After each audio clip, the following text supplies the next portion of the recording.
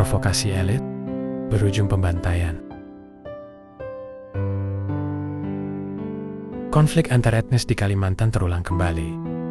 Setelah pada 1999, Kalimantan Barat dilanda konflik antara etnis Dayak dan Madura, konflik serupa pecah di Sampit, ibu kota Kabupaten Kota Waringin Timur, Kalimantan Tengah, pada pertengahan Februari tahun 2001. Kerusuhan yang mulanya terjadi di Sampit meluas ke Palangkaraya, bahkan ke seantero Kalimantan Tengah. Konflik itu bermula dari perselisihan antara dua etnis sejak akhir 2000. Medio Desember tahun 2000, bentrok antara etnis Dayak dan Madura terjadi di Desa Kerengpangi, Kabupaten Katingan, dan membuat hubungan kedua pihak tegang. Ketegangan itu kian hebat setelah perkelahian di sebuah tempat hiburan di Desa Pertambangan Emas, Ampalit, Sendong. Seorang etnis Dayak tewas akibat beberapa luka bacokan dalam perkelahian itu.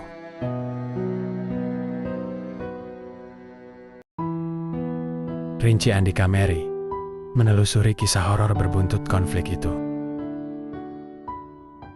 Dalam skripsi di program studi ilmu sejarah yang berjudul Konflik Etnis Antara Etnis Dayak dan Madura di Sampit, kasus tewasnya Sandong sebenarnya telah ditangani polisi setempat, namun hal itu tak bisa meredam amarah keluarga dan tetangga Sandong. 2 hari usai peristiwa naas itu, 300 warga Dayak mendatangi tempat tewasnya Sandong untuk mencari pelaku. Tak berhasil menemukan pelaku, kelompok warga Dayak itu melampiaskan kemarahannya dengan merusak 9 rumah, 2 unit mobil, 5 unit motor, dan 2 tempat karaoke, semuanya milik warga Madura. Huru-hara itu membuat 1.335 orang Madura mengungsi. Ada dugaan bahwa salah seorang pelaku pembunuhan Sandong bersembunyi di Sampit, ibu kota Kabupaten Kota Waringin Timur, kota tetangga Katingan. Situasi panas pun menjalar hingga ke Sampit, Kabupaten Kota Waringin Timur. Kondisi makin mencekam akibat rumor yang menyatakan bahwa beberapa warga Madura di Sampit menyimpan sejumlah bom rakitan. Rinci menulis, bahkan berhembus isu mengenai rencana pemboman pada malam Natal. Isu tersebut tidak terbukti kebenarannya, karena tidak terjadi pengeboman di malam Natal tahun 2000. Namun, kendati kabar sumir itu telah dibantah oleh pemuka etnis Madura, suasana tetap tegang karena sudah terlanjur menyebar. Gary Van Klinken, dalam Perang Kota Kecil, Kekerasan Komunal dan Demokratisasi di Indonesia 2007, menjelaskan bahwa pengusiran di Katingan memicu orang Madura di Sampit untuk bersikap defensif, sampai-sampai merasa perlu mempersenjatai diri. Lambatnya pengusutan polisi atas kasus pembunuhan Sandong juga turut meningkatkan eskalasi konflik. Warga Dayak pun merasa diperlakukan tidak adil. Puncaknya, sekelompok warga Dayak di Sampit menyerang rumah seorang warga Madura bernama Matayo dengan motif balas dendam atas peristiwa di Kerengpangi. Serangan itu pun menuai balas dendam dari sekelompok warga Madura. Mereka mendatangi rumah seorang Dayak bernama Timil yang diduga menyembunyikan salah satu pelaku penyerangan. Saat itu Timil berhasil diamankan polisi, tetapi warga Madura yang tak puas langsung membakar rumahnya. Warga Madura yang marah juga menyerang rumah kerabat Timil dan menewaskan penghuninya. Peristiwa inilah yang kemudian menyulut konflik yang lebih masif antara etnis Dayak dan Madura di Sampit.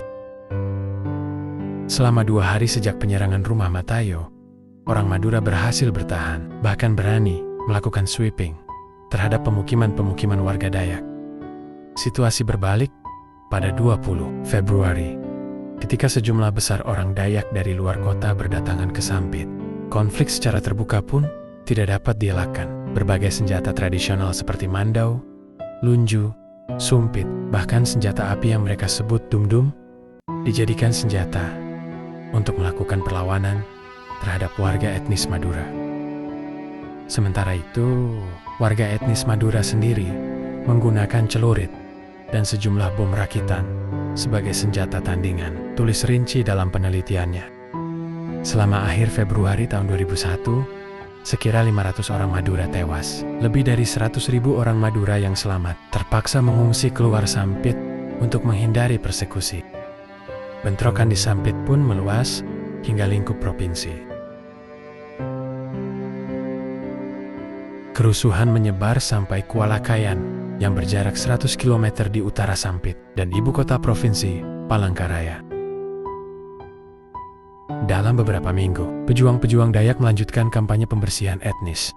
Mereka ke seantero Kalimantan Tengah, sampai ke ujung jalan raya Trans Kalimantan, sampai ke Kuala Kapuas di Tenggara, dan sampai Pangkalan Bun di Barat. Hampir 90% dari populasi Madura di provinsi itu, dengan jumlah total 120-130 ribu jiwa, telah melarikan diri. Perkiraan yang bisa dipercaya mengenai jumlah korban tewas berkisar dari 500 sampai hampir 1.300. Sebagian besar diantaranya Madura, catat Van Klinken.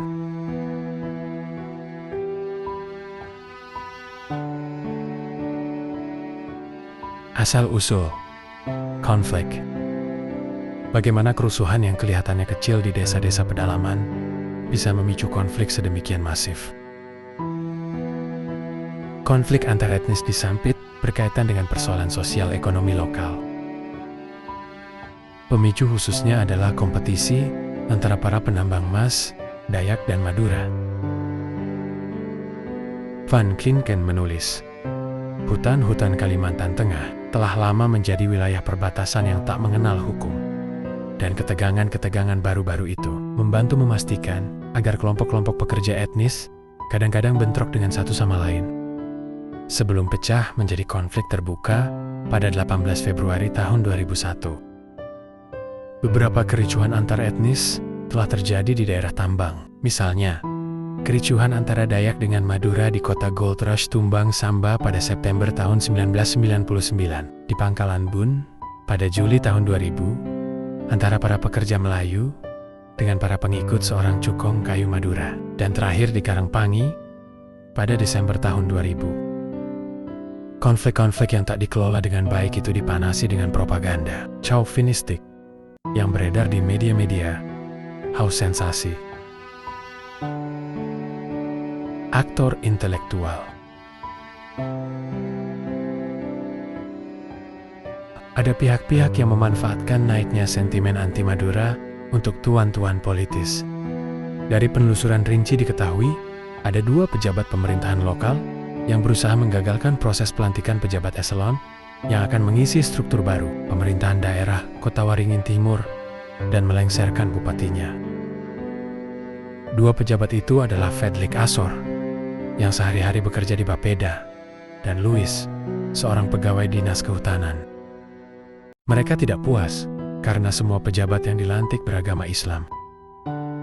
Kepada polisi, mereka mengakui telah merencanakan kerusuhan itu.